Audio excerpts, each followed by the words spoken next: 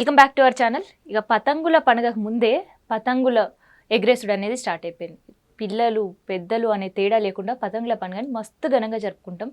తెలంగాణ జిల్లాల కావచ్చు, ఊర్లలో కావచ్చు, గూడాలలో కూడా ఇప్పటికే పిల్లలు పతంగులు ఎగరేసుడు షురూ చేశారు.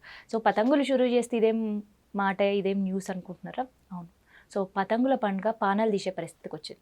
సో గతంలో మనమంతా కూడా పర్యావరణవేత్తలు పండుగకు ఒక 15 రోజుల ముందు, 20 రోజుల ముందు కూడా మీరు పతంగులు ఎగరేసిన తర్వాత అట్లే వదిలేకండి, ఆ చెట్ల చుట్టూ లేదంటే వయల చుట్టూ మీ ఇంటి పైన ఉండే మాంజనంతా తీసేసి ఒక కవర్లో నీట్గా వేసి ప్యాక్ చేసి పడేసేయండి అని ఎన్నో చెప్పారు. అండ్ దాంతోపాటు ఇంకొక ముచ్చట కూడా చాలా వైరల్ అయ్యేది పండుగలకు వంట ముందు, ప్రత్యేకంగా సంక్రాంతికి. సో అదేంది అని అంటే, మీరు వాడేటప్పుడు ప్లాస్టిక్ మాంజా, చైనా మాంజా, తంగూస్ మాంజాలు ఇవి వాడకండి, దారం మాంజాలు మాత్రమే వాడండి.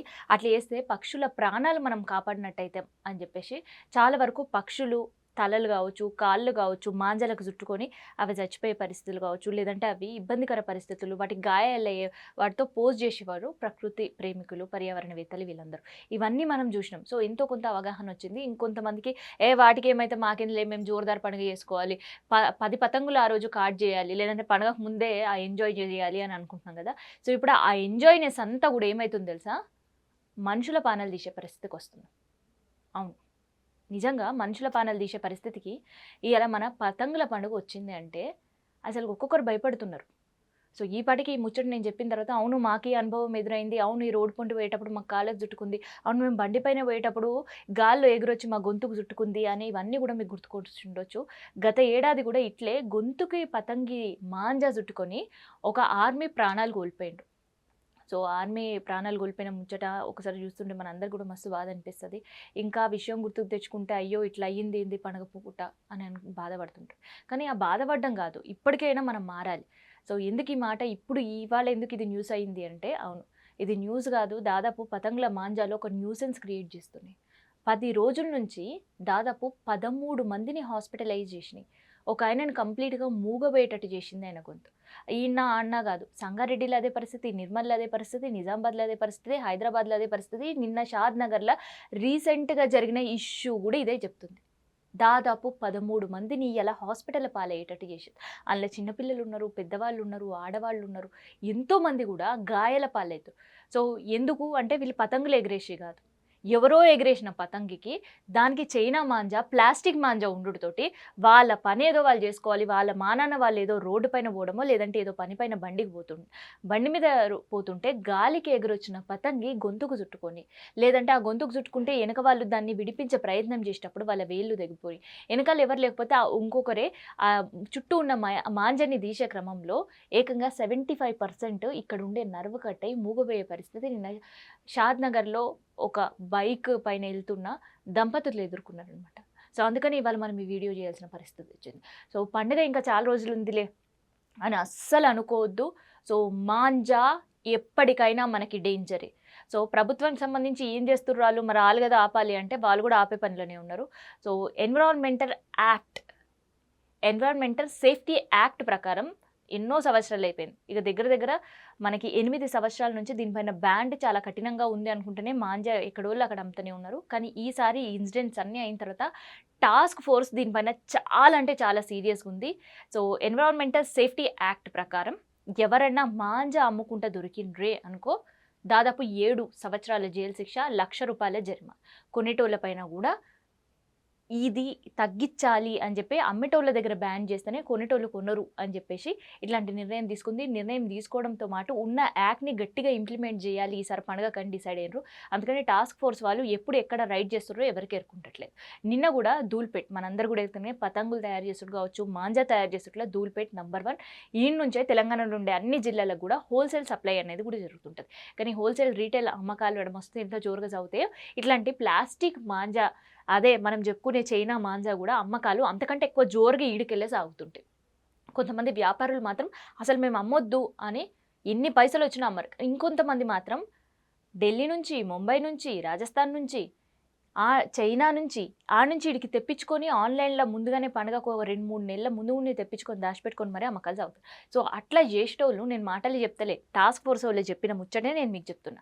ఎందుకంటే దాదాపు 1 కాదు 2 కాదు 15 లక్షల విలువైన మాంజా దొరకబట్టిర్రు అంటే ఆషామాషి విషయం కాదు. సో 15 లక్షల విలువైన మాంజాన్, దాంతోపాటు 12 మంది, ఇందులో 12 మంది అమ్మేటోళ్ళు కాదు, 2 మాత్రమే అమ్మేటోళ్ళు, 10 మంది సప్లయర్స్. అంటే ఇక్కడ నుంచి మాంజా వేరే దగ్గరికి సప్లై చేస్తుంటారు. అంటే వాళ్ళ దగ్గర అంత బల్క్ మాంజా అనేది వాళ్ళు తెచ్చిపెట్టుకున్నారు అనమాట. సో టాస్క్ ఫోర్స్ నిన్న దాడులు చేసిర్రు దిల్పేట్ల, దాదాపు 12 మందిని పట్టుకున్నారు, 15 లక్షల విలువైన మాంజాను కూడా పట్టుకున్నారు. సో ఇది ఒక హెచ్చరిక చేస్తున్నారు వ్యాపారులకు.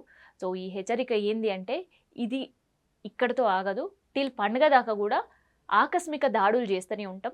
మీరు కస్టమర్స్కి ఎట్లా అమ్ముతుంటారో, ఎట్లాంటి మీరు కస్టమర్ వరకు రీచ్ అవ్వడానికి ఆ మాంజా ప్రయోగిస్తుంటారో, ఏ వేస్ అయితే ఎంచుకుంటారో అదే వేళ మేము కూడా ఉండబోతున్నాం, అదే వేళ మేము కూడా దాడులు చేయబోతున్నాం. ఎవరు దొరికినా కూడా ఖచ్చితంగా 7 సంవత్సరాల జైలు, ₹1,00,000 జరిమానా కట్టక తప్పదు అని చాలా కఠినంగా చెప్పిండ్రు. సో మనం ఏముందిలే లైట్ అని తీసుకుంటే, న్యూ ఇయర్ దావత్లు చేసుకునేటోళ్ళకి ఇప్పటికే మస్తు మందికి అర్థమైంది. సో ఇయర్ మొత్తం కూడా ఎట్లా రికార్డు బ్రేక్ చేసి తాగి రోడ్డు మీదకి వచ్చిన వాళ్ళ పైన డ్రంక్ అండ్ డ్రైవ్ కేసులు పెట్టిర్రు. సేమ్ హ్యాస్టీస్ అదే సీన్ మళ్ళీ కూడా రిపీట్ అయ్యే పరిస్థితి ఉంటుంది అనమాట. ఇక పండగ పూట ఎందుకు మళ్ళీ మనకి జైళ్ళు, శిక్షలు, పైసలు, సో ఇవన్నీ చేసుకునే బదులు సప్పుడుజాక ఈ చైనా మాంజాలు అమ్మకుండా మనోళ్ళు సాంప్రదాయబద్ధంగా ఇప్పటికే మాంజా కూడా తయారు చేస్తారు. పతంగులే కాదు, దూల్పేట్ల మాంజా కూడా తయారు చేస్తారు. అదంతా కూడా కాటన్ దారం ఉంటుంది కదా.